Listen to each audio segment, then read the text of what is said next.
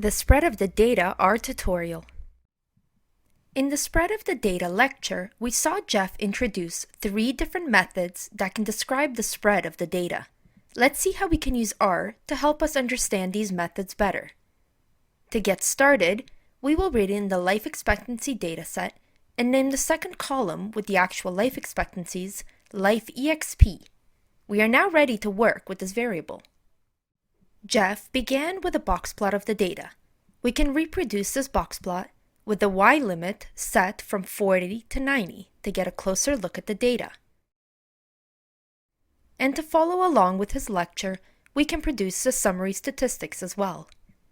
The first measure of spread we learned was the range, and we can see from the summary statistics, as well as from using the range command, that the data ranges from 47.8 to 83.4.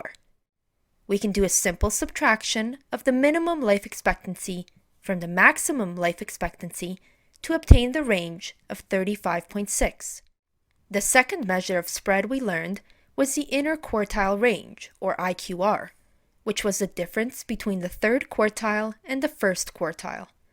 We can do this directly with the IQR command to obtain an IQR of 12. For the next measures of spread, the variance and standard deviation, we will work with the 9 grades dataset from Jeff's seminar class. When calculating the measures of spread, it is useful to have the summary statistics to be able to calculate the range and IQR. For the variance of the grades, we can use the command VAR to obtain 87.3, and for the standard deviation, we can use the command SD to obtain 9.3. Note that the standard deviation can also be obtained by taking the square root of the variance. Sometimes it is helpful to carry more decimal places, but you might have noticed that all of Jeff's answers are rounded to 1 decimal place. We can of course do this in R as well with the round command, specifying that we would like to keep 1 decimal place.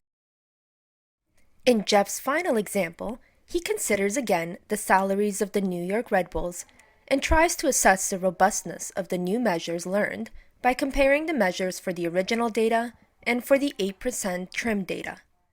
We know that the 8% trim data would require us to remove the first 2 and the last 2 observations. Let's load the data in R and produce the trim data.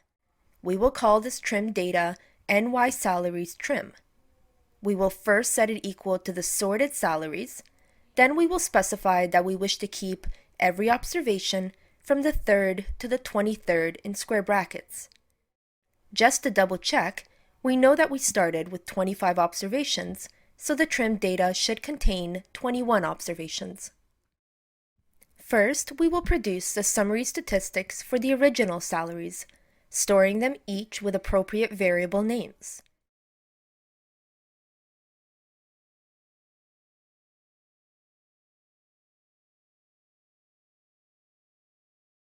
We will combine them all under one variable, origin.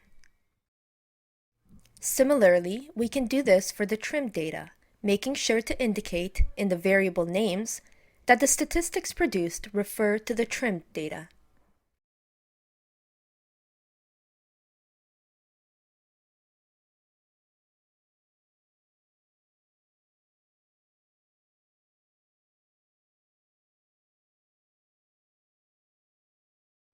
We can now combine them into 2 columns with the command cbind, so they are easy to view side by side, and we'll rename the rows for reference. This allows us to see all of the summary statistics produced over the last few lectures and compare them easily to see which are robust to extreme observations. Do note that in the lecture video, Jeff uses approximated statistics, whereas we use the actual calculated statistics. Either way, the lesson remains the same.